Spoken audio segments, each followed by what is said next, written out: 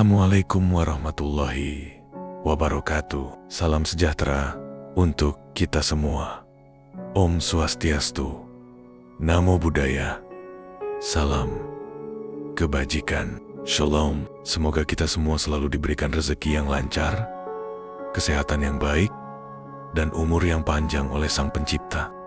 Jangan lupa untuk membalas salam ini di kolom komentar. Karena dengan saling membalas salam, artinya, kita juga saling mendoakan agar kita semua diberi keberkahan, kesehatan, dan umur yang bermanfaat. Terima kasih apabila berkenan membalasnya, dan selamat menikmati kisah misteri yang akan segera dimulai. Hujan turun sejak sore tadi. Langit menggantung kelabu, seolah menyimpan sesuatu yang tak ingin diungkapkan. Di dalam sebuah kamar kecil di pinggiran kota Bogor, seorang wanita duduk diam di tepi ranjang. Namanya Maya. Wajahnya sendu, mata sayunya menatap kosong ke arah jendela yang dipenuhi embun. Sudah bertahun-tahun, ia berusaha melupakan, tapi ada luka yang tidak bisa dihapus waktu, tidak bisa disembuhkan oleh jarak, bahkan oleh keheningan yang panjang sekalipun. Maya menarik napas dalam-dalam. Jemarinya gemetar saat ia membuka buku catatan tua yang telah menguning di bagian pinggir. Di dalamnya ada peta jalur pendakian Gunung Gede, ada foto-foto lama, dan ada potongan kecil bunga Edelweiss yang telah mengering terselip di antara halaman. Hening, hanya suara detak jam di dinding yang terdengar, berdetak pelan, seperti detak jantung yang menanti sesuatu atau seseorang. Suara Maya mulai bergetar ketika ia berbicara pelan, seolah pada dirinya sendiri, atau mungkin pada sesuatu yang tak terlihat. Namaku Maya. Aku salah satu yang selamat dari pendakian itu. Pendakian yang seharusnya menjadi kenangan indah, berubah menjadi mimpi buruk yang tak pernah berakhir. Ia berhenti sejenak, menatap langit yang kini mulai memekat. Semua orang bilang aku beruntung karena berhasil turun dengan selamat. Tapi tidak ada yang tahu apa yang sebenarnya terjadi di atas sana. Tidak ada yang tahu apa yang aku lihat, apa yang kami alami, dan apa yang harus kami korbankan agar aku bisa pulang. Maya bangkit perlahan dari duduknya. Ia melangkah menuju lemari kayu tua, lalu membuka sebuah laci di bagian bawah. Di dalamnya ada camcorder kecil yang sempat populer di awal tahun 2000-an. Baterainya sudah rusak, tapi memory card-nya masih ada. Dengan tangan gemetar, ia memasukkan kartu memori itu ke dalam laptop yang sudah lama tidak ia sentuh. Layar menyala, folder buka, dan di sana ada satu file video bernama Gunung Gede 2007 dengan format MP4. Maya ragu sejenak, tapi ia tahu sudah waktunya orang lain tahu. Meski mungkin tak akan percaya, ia klik video itu. Layar menampilkan 5 orang muda tersenyum lebar di depan gerbang pendakian Cibodas. Ada Maya, Nina, Andre, Tio, dan Dila. Tawa mereka riang, polos, dan penuh semangat. Namun di antara tawa itu, di latar belakang, samar-samar terlihat sosok perempuan berpakaian putih berdiri di balik pohon besar. Ia hanya diam, wajahnya tidak terlihat, tapi kehadirannya sangat terasa. Maya menghentikan video itu. Tubuhnya mulai gemetar. Ia menatap layar dengan serius, lalu menunduk sambil memeluk dirinya sendiri. Kejadian itu dimulai dari satu kesalahan kecil, sebuah ejekan, sebuah bunga, sebuah kalimat yang tak seharusnya diucapkan. Dan sejak saat itu, kami tidak pernah benar-benar sendiri. Suara petir menggema dari luar. Angin bertiup kencang. Daun-daun pohon bergesekan di jendela, menimbulkan suara seperti bisikan. Maya memejamkan mata. Air matanya jatuh perlahan. Tapi kini, ia tidak bisa lagi diam. Ia tahu, ia harus menceritakan semuanya. Jika kamu mendengar cerita ini, jangan pernah anggap ini hanya dongeng. Ini bukan sekadar kisah horor. Ini adalah peringatan. Karena kadang, gunung tidak menerima setiap tamunya. Dan ketika ia menolak, tidak ada jalan pulang. Hujan belum juga berhenti. Langit masih suram, seolah enggan melepaskan cengkramannya dari bumi. Di dalam kamar, Maya duduk bersandar di kursi. Matanya merah, namun tatapannya mulai mantap. Bibirnya pelan-pelan bergerak, mengucapkan nama-nama yang turut berada dalam kejadian kelam itu. Nina, Andre, Tio, Dila. Nama-nama itu mengendap dalam ingatan seperti batu di dasar sungai. Tidak hilang, hanya tertutup waktu. Tapi malam ini, batu-batu itu muncul ke permukaan. Dan Maya tahu, sudah waktunya menyelam kembali ke masa lalu yang telah membentuknya. Dengan suara lirih, ia mulai bercerita. Kami berlima adalah sahabat sudah sejak lama. Kami berencana mendaki Gunung Gede sebagai pelarian dari kehidupan yang mulai terasa menekan. Kuliah, keluarga, urusan pribadi. Semuanya membuat kami ingin pergi sejenak. Kabur dari kenyataan, mencari udara segar. Atau setidaknya, alasan untuk tertawa bersama lagi. Perjalanan dimulai pada pagi hari. Tanggal 3 Mei tahun 2007, kami berangkat dari Jakarta dengan menumpang kereta api ke Bogor, lalu melanjutkan dengan angkot menuju kawasan Cibodas. Saat itu, langit cerah, seolah mendukung perjalanan kami. Di dalam angkot, suara tawa dan candaan memenuhi udara. Andre, si paling jahil, tak berhenti membuat lelucon. Tio duduk di pojok, sesekali merekam dengan handycam kecil miliknya. Dila tampak sibuk memeriksa daftar perlengkapan di kertas. Dan Nina, seperti biasa, tenang dan tersenyum, duduk di samping Maya. Kupikir saat itu semuanya akan baik-baik saja. Kami sudah sering mendaki bersama. Tapi Gunung Gede ternyata berbeda. Ia bukan sekadar gunung. Ia seperti makhluk hidup yang bisa merasakan siapa yang datang dengan niat bersih dan siapa yang datang dengan hati kosong. Setibanya di base camp Cibodas, suasana mulai berubah. Udara lebih dingin dari yang mereka perkirakan. Kabut turun pelan. Meskipun belum terlalu sore, beberapa pendaki lain terlihat sedang bersiap atau beristirahat. Ada yang sibuk menata barang, ada yang sekadar duduk sambil menyeruput kopi panas. Maya dan teman-temannya melapor ke pos registrasi. Petugas mencatat nama mereka satu persatu. Saat itu, seorang pria tua berjubah hijau lusuh berdiri tak jauh dari pintu pos. Wajahnya keriput, matanya tajam, seperti bisa menembus isi hati. Tanpa permisi, pria itu mendekat. Kalian berlima mau naik ya? Andre menjawab cepat. Iya pak, kami mau naik hari ini. Kami udah lama gak main ke gunung soalnya. Pria itu menggeleng perlahan, lalu menatap Maya lama sekali sebelum berkata, Gunung ini bukan tempat main. Hati-hati di jalan. Jangan anggap enteng.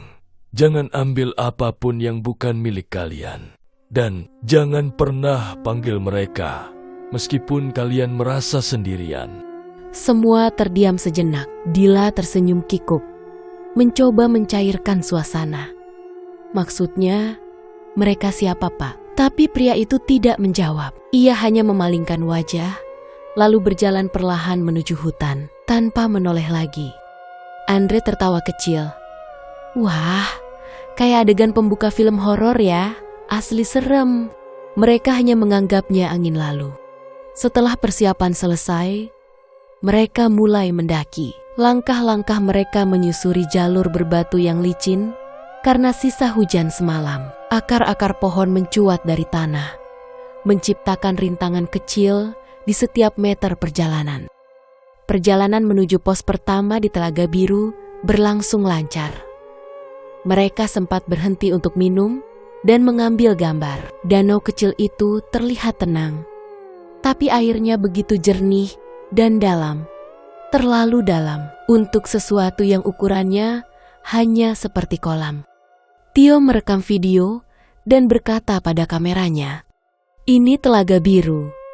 Katanya airnya bisa berubah warna tergantung suasana hati alam." Andre menimpali, atau tergantung siapa yang melihat. Bisa aja warnanya biru buat kita, tapi merah buat yang lain. Semua tertawa.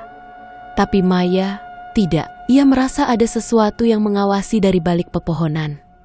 Perasaan itu muncul sekejap, lalu hilang, tapi cukup untuk membuat bulu kuduknya berdiri.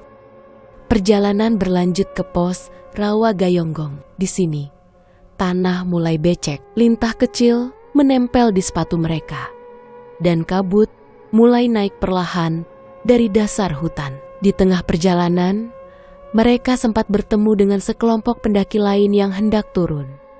Salah satunya tampak pucat dan enggan berbicara. Ketika ditanya, rekan-rekannya hanya menjawab singkat, "Ada yang kesurupan semalam, makanya kami turun lebih awal.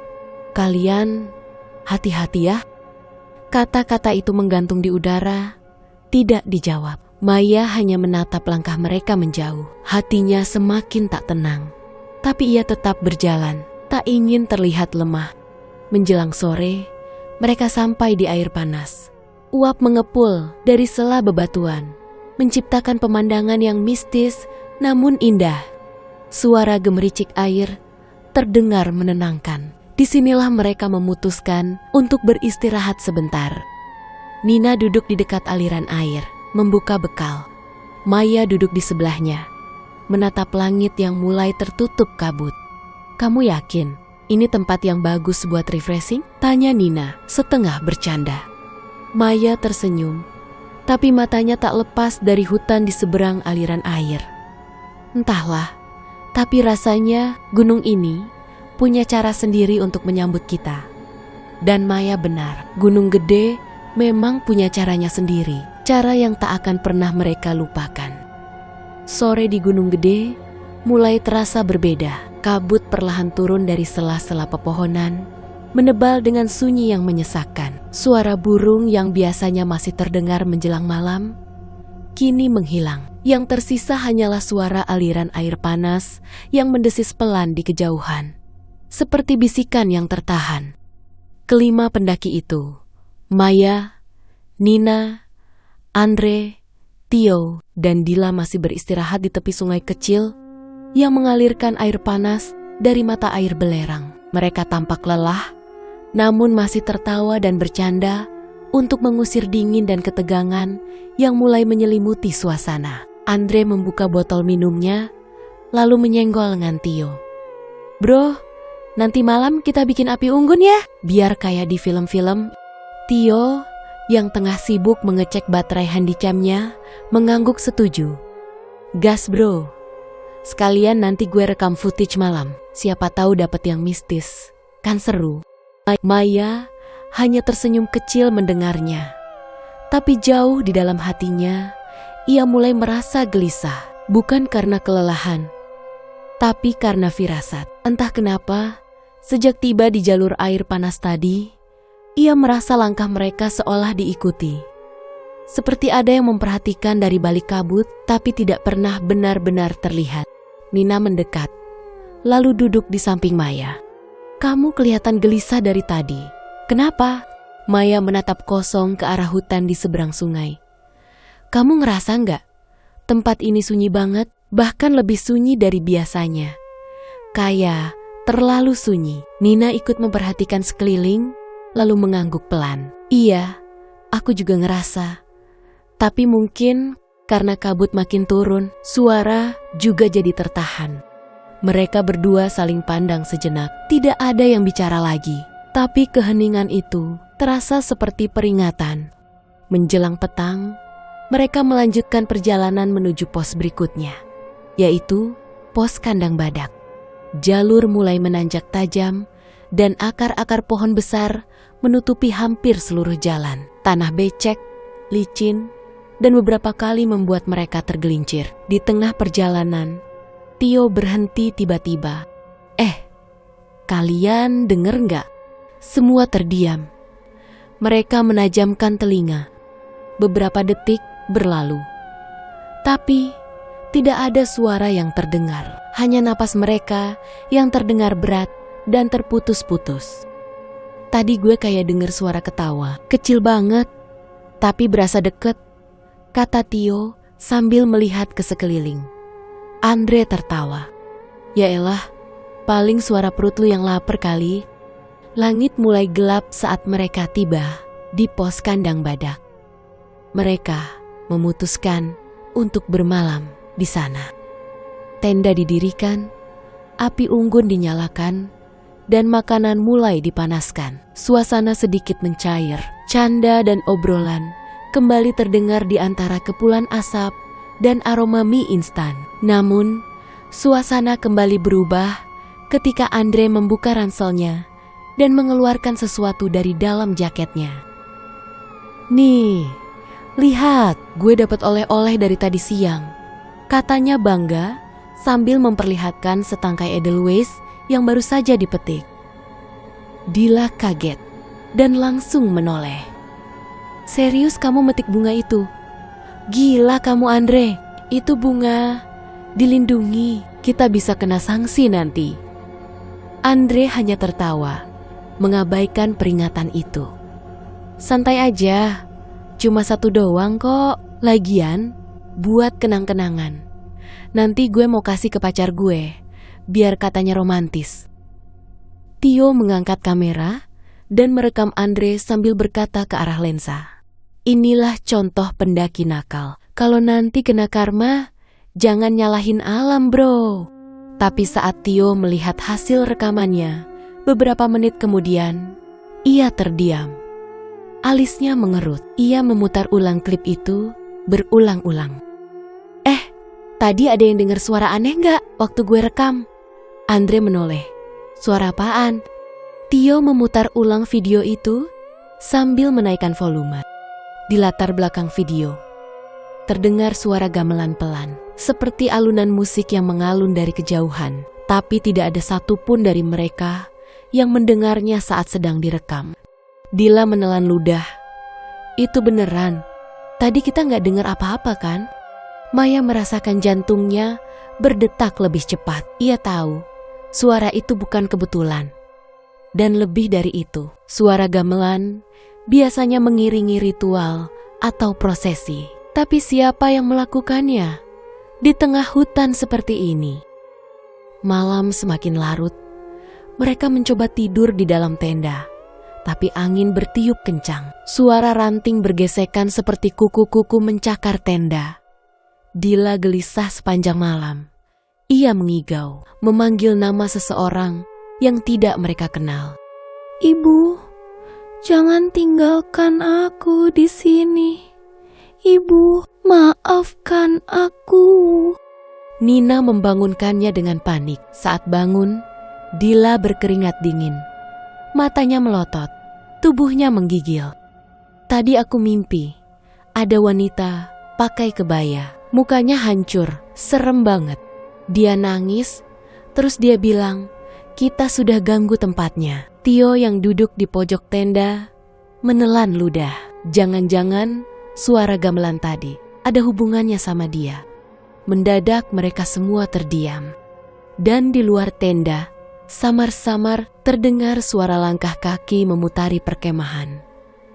Langkahnya pelan, berat, dan terus berputar. Namun, ketika Andre berani membuka sedikit resleting tenda untuk mengintip, tak ada siapa-siapa di sana, hanya kabut dan dingin yang menusuk tulang. Andre pun bergegas menutup tenda dan memutuskan mereka semua untuk cepat tidur kembali.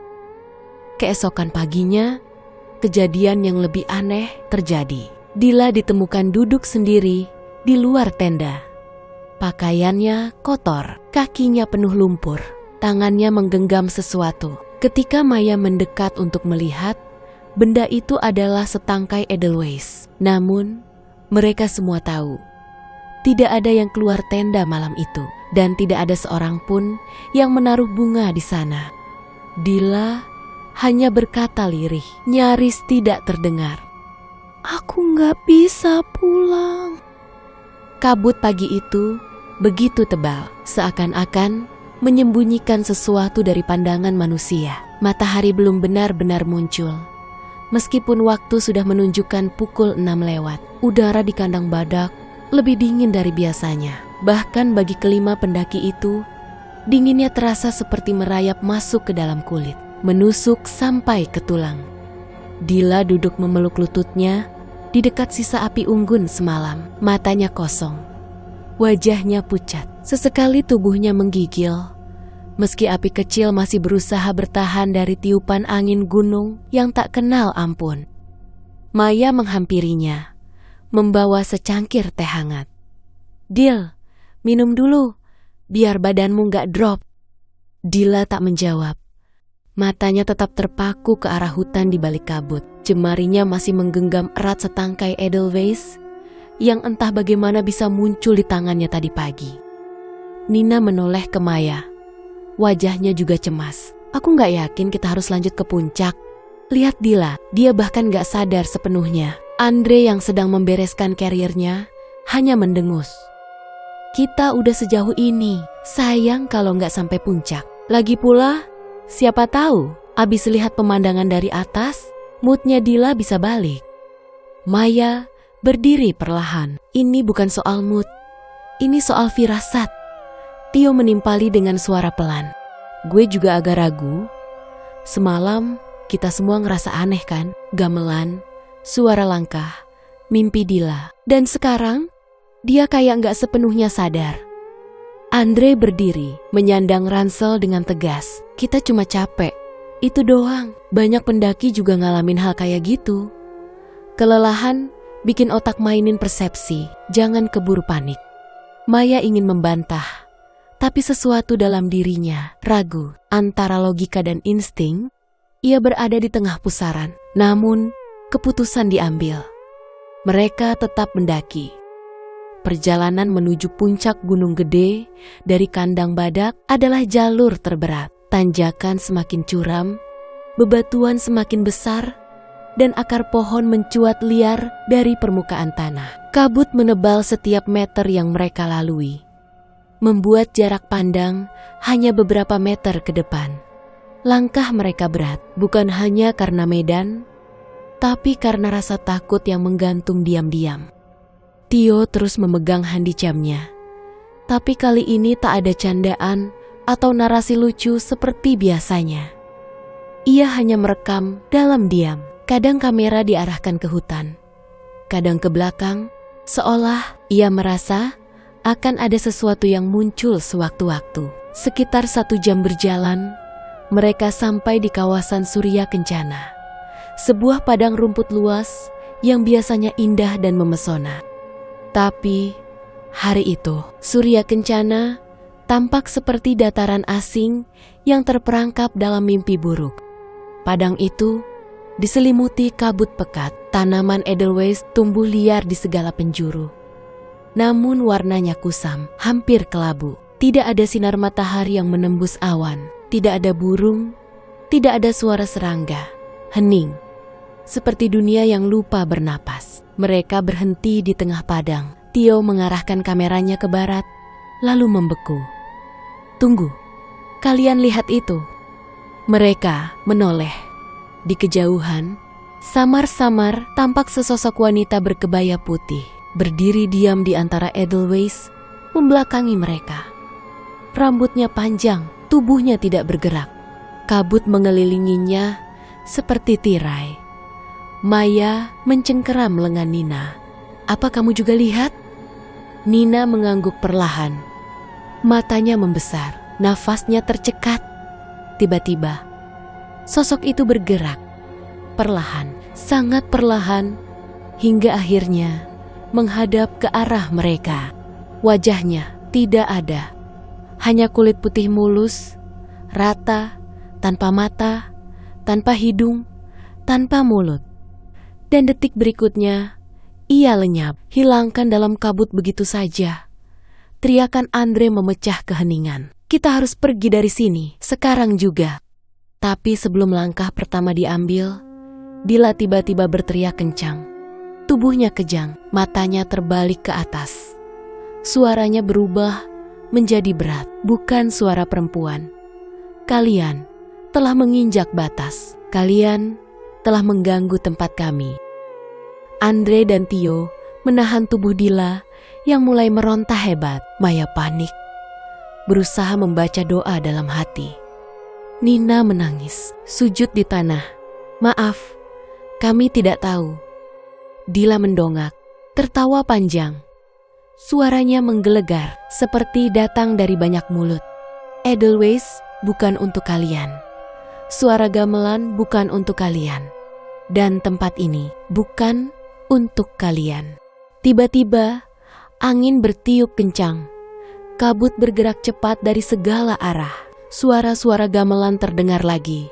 Kali ini lebih keras, lebih dekat, dan lebih menyeramkan. Disusul suara jeritan dari arah hutan. Suara perempuan tertawa, menangis, dan memanggil-manggil mereka. Maya menutup telinganya dan berbicara pelan. Ini tidak nyata. Ini tidak mungkin nyata. Beberapa menit kemudian, tubuh Dila ambruk.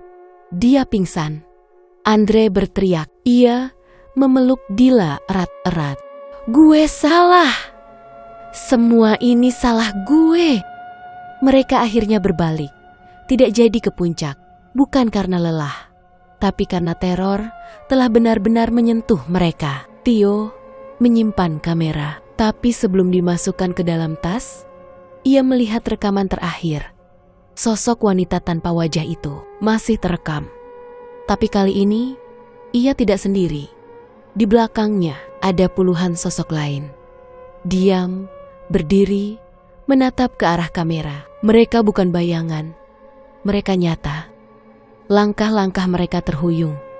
Berusaha secepat mungkin menuruni padang Edelweiss Surya Kencana. Matahari sudah tinggi, tapi cahayanya tetap tertahan oleh kabut tebal yang enggan pergi. Tanah basah menggumpal di sepatu mereka. Udara dingin mencengkeram kulit dan tulang seperti belenggu tak kasat mata. Tubuh Dila digendong oleh Andre. Ia masih belum sadarkan diri sejak kerasukan pagi tadi. Bibirnya pucat, tangan dan kakinya kaku. Tapi sesekali, tubuhnya bergerak sendiri. Jemarinya mengepal. Bibirnya bergerak, meski tanpa suara. Tio berjalan paling belakang. Sesekali menoleh ke arah Surya Kencana. Tatapannya kosong. Seperti masih tak percaya dengan apa yang mereka alami. Di dalam sakunya, handycamnya mati total. Padahal baterai masih penuh. Maya dan Nina berjalan paling depan. Maya menggenggam kompas kecil di tangannya. Tapi jarumnya terus berputar tak tentu arah. Seolah medan magnet di sana tak lagi tunduk pada hukum bumi. Kita harus cepat turun. Kita harus sampai ke kandang badak sebelum sore. Gumam Maya. Nina menatapnya. Suaranya serak. Kamu yakin kita bisa keluar dari sini? Maya tidak menjawab. Ketika mereka melewati jalur turunan berbatu, langkah Maya terhenti mendadak. Ia menunduk dan terkejut dengan apa yang dia lihat. Di tanah yang becek, ada jejak kaki. Bukan milik mereka. Jejak itu kecil, seperti jejak kaki anak kecil. Tapi yang membuatnya aneh, jejak itu hanya satu arah, tanpa ada jejak kembali. Dan lebih dari itu, jejaknya mengarah ke arah mereka.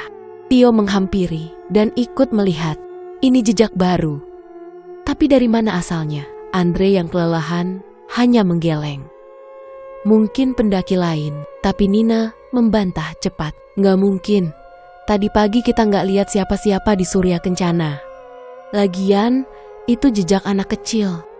Maya tiba-tiba menengadahkan kepalanya. Matanya menyipit, menembus kabut. Semuanya diam, dengerin baik-baik.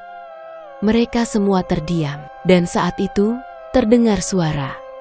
Lembut, samar, tawa kecil, tawa anak-anak.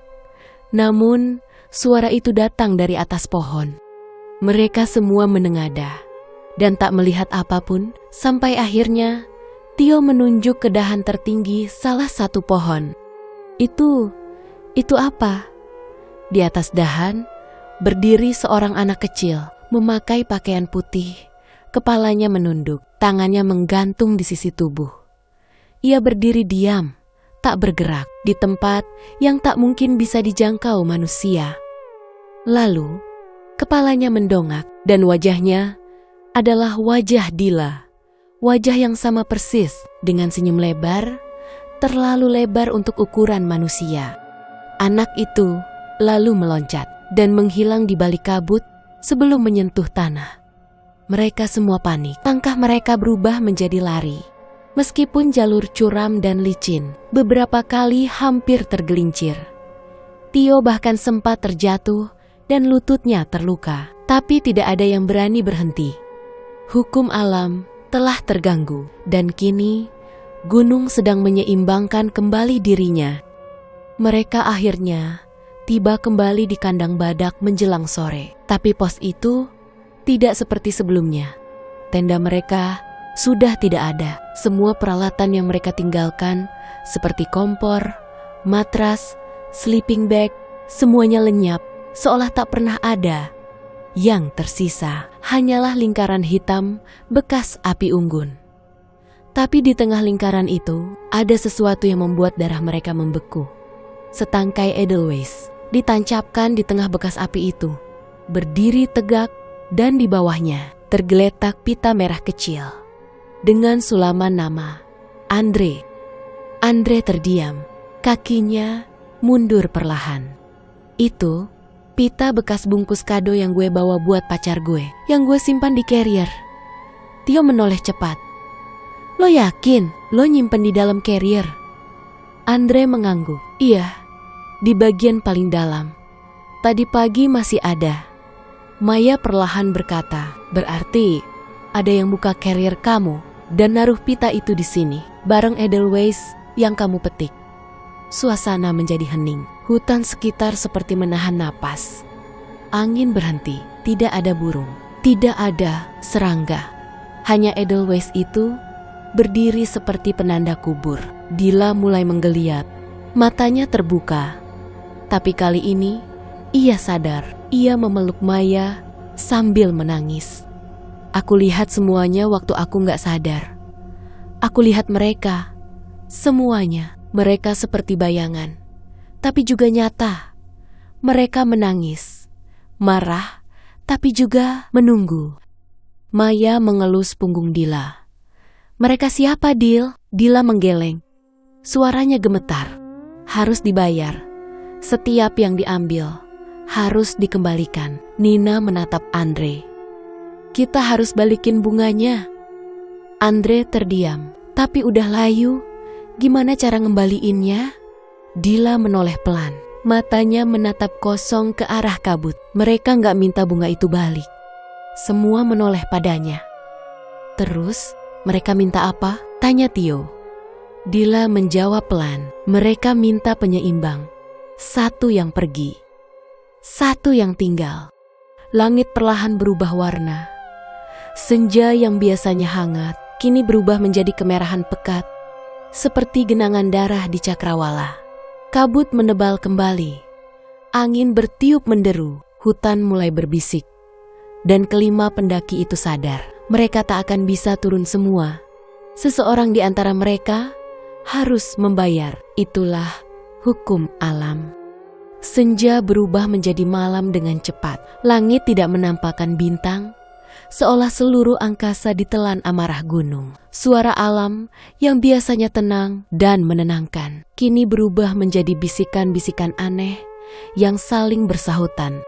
Angin bergemuruh, meniup pepohonan hingga ranting-ranting tua berjatuhan ke tanah. Hutan di sekitar kandang badak seakan hidup, bergerak dan mengawasi. Udara begitu dingin dan berat, nafas keluar sebagai uap putih. Seolah dunia perlahan-lahan kehilangan warna dan kehangatan. Kelima pendaki itu duduk melingkar. Tanpa api unggun, hanya ditemani senter yang sinarnya redup. Tidak ada yang berbicara, hanya tatapan saling menatap. Penuh ketakutan dan pertanyaan yang tak ingin dijawab. Akhir dari hari itu adalah awal dari pilihan. Dila menunduk, suaranya pecah saat ia akhirnya berbicara. Mereka tidak main-main. Seseorang dari kita harus tinggal. Andre mendongak cepat. Suaranya meninggi. Tinggal? Maksudmu mati di sini? Dila menatapnya perlahan. Bukan aku yang minta, tapi mereka. Aku mendengar jelas. Satu yang pergi, satu yang tinggal. Nina mulai menangis. Isaknya pecah di tengah sunyi. Kenapa? Kenapa harus kita? Kita cuma mau naik gunung. Tio mencengkeram rambutnya sendiri. Suaranya frustrasi. Ini semua karena bunga sialan itu. Kalau aja kita nggak petik, ini nggak bakal terjadi. Andre memotong cepat. Gue yang petik, jadi salahin gue aja. Tapi jangan suruh gue tinggal di sini. Jangan suruh gue mati di sini. Maya menatap Andre. Matanya tajam, penuh amarah, tapi juga luka. Kamu yang keras kepala. Kamu yang maksa terus lanjut ke puncak. Padahal kita semua udah ngerasa ada yang gak beres. Kamu yang gak dengerin kami. Dila memejamkan mata. Mereka gak minta kita saling menyalahkan. Mereka minta kita memilih. Malam semakin pekat. Kabut turun makin rendah, melingkupi tenda-tenda kosong yang tak pernah mereka pasang kembali. Senter Maya mulai berkedip. Baterainya melemah. Tiba-tiba angin berhenti. Suara hutan juga lenyap, seperti seluruh dunia mendadak diam. Lalu terdengar suara langkah, perlahan, berat. Langkah itu tidak datang dari jalur pendakian, tapi dari dalam hutan. Semakin dekat dan semakin jelas. Kelima pendaki itu berdiri, tegak, gemetar, menanti dalam ketakutan. Dari balik kabut, muncul sesosok makhluk tinggi besar. Tubuhnya gelap. Wajahnya tertutup kain putih. Di tangannya tergenggam tongkat dari akar kering yang masih meneteskan getah merah. Ia tak berbicara, tapi mereka semua mendengar suara langsung di dalam kepala mereka. Tentukan siapa yang tinggal. Tio mundur 2 langkah. Jantungnya berdetak kencang. Gue gak mau mati di sini. Nina memeluk Maya. Tangisnya tak terbendung lagi. Andre terduduk di tanah. Matanya liar. Nafasnya tersengal. Ini mimpi. Ini cuma mimpi. Tapi Dila berdiri. Langkahnya pelan. Penuh keteguhan. Ia maju mendekati makhluk itu. Kalau memang harus ada yang tinggal, biar aku. Maya menarik lengannya. Jangan. Kamu yang paling menderita dari awal. Kita harus cari jalan lain. Dila menatapnya lembut, tapi matanya sudah pasrah. Justru karena aku yang paling banyak melihat mereka. Aku yang paling banyak diberi peringatan. Dan aku yang tetap ikut naik. Ia menoleh ke Andre. Aku tahu, kamu gak bermaksud jahat, tapi semua ini gak bisa dihapus dengan minta maaf aja. Lalu, kepada yang lainnya. Jangan lari, jangan lupa, alam punya cara sendiri buat mengingatkan manusia. Dila menghadap makhluk itu dan tersenyum tipis. Biar aku yang bayar. Makhluk itu diam, lalu perlahan mengangguk. Kabut mulai bergerak, menyelimuti tubuh Dila. Mereka semua menjerit, memanggil namanya. Tapi Dila sudah tak bisa disentuh. Kabut itu seperti tirai hidup yang menelan cahaya. Suara terakhir yang mereka dengar dari Dila adalah gumaman pelan. Kembalilah, dan jangan pernah lupakan ini. Detik berikutnya, kabut menghilang. Makhluk tinggi itu juga lenyap, seperti tak pernah ada. Hanya tersisa 4 orang, berdiri di tengah hutan yang tiba-tiba kembali tenang. Senter Maya kembali menyala terang. Kompas menunjukkan arah utara. Dan suara burung mulai terdengar. Jauh di kejauhan, Maya, Nina, Tio dan Andre saling memandang. Tangisan pun pecah. Mereka saling berpelukan, tapi tidak ada pelukan yang bisa menghangatkan duka yang tertinggal. Dila telah mengorbankan dirinya untuk menyeimbangkan kembali hukum alam, untuk menebus kesalahan yang mereka semua buat. Dan kini, mereka harus turun gunung dengan hati yang takkan pernah sama lagi. Langit pagi itu tampak berbeda. Tidak ada kabut tebal yang menghalangi pandangan. Gunung gede berdiri gagah di kejauhan. Namun kesan misterius yang biasanya melingkupi puncaknya kini hilang. Seolah gunung itu telah melepaskan rahasia gelap yang selama ini dipendamnya. Maya, Tio, Nina dan Andre berjalan perlahan, satu persatu. Mereka masih belum bisa menghapus bayangan Dila yang mengorbankan dirinya. Beberapa jam sudah berlalu sejak mereka meninggalkan kandang badak. Meninggalkan tempat yang seharusnya menjadi titik kembali bagi mereka. Tapi, kenyataannya, mereka tak bisa kembali lagi ke hidup yang sama. Langkah mereka terasa semakin berat, semakin lambat. Tio, yang berada di depan, tiba-tiba berhenti. Dia menatap ke arah bawah, tangan kanannya menggenggam sesuatu yang berbentuk kecil dan keras. Batu berwarna hitam, namun bercahaya samar. Apa ini? Suara Tio terdengar pelan, hampir seperti bisikan pada dirinya sendiri. Maya berhenti, menyadari bahwa Tio memegang sesuatu yang tidak mereka lihat sebelumnya. Sesuatu yang seolah tidak berada di tempat semula. Tio, jangan pegang itu, Maya berkata dengan hati-hati. Tio menoleh, masih memegangi batu hitam itu. Di tangannya, batu itu terasa semakin berat, seolah ada kekuatan yang menariknya lebih dalam ke dalam genggamannya. Apa maksudnya Maya? Itu hanya batu biasa, bukan? Tio mengernyitkan dahi. Namun, Maya tidak bisa menahan perasaan aneh yang mendera hatinya. Batu itu tidak biasa. Batu itu terasa beraura aneh. Nina yang berada di belakang Tio mengerutkan kening. Mereka tidak sadar sejak kapan ia berada begitu dekat dengan mereka. Tetapi ketakutannya kini membuat suara Nina terdengar lebih berat. Itu batu yang sama. Batu yang kita temukan di Surya Kencana, katanya dengan suara bergetar. Maya memandang Nina dan kemudian matanya jatuh pada batu yang digenggam Tio. Tentu saja, batu itu terlihat biasa.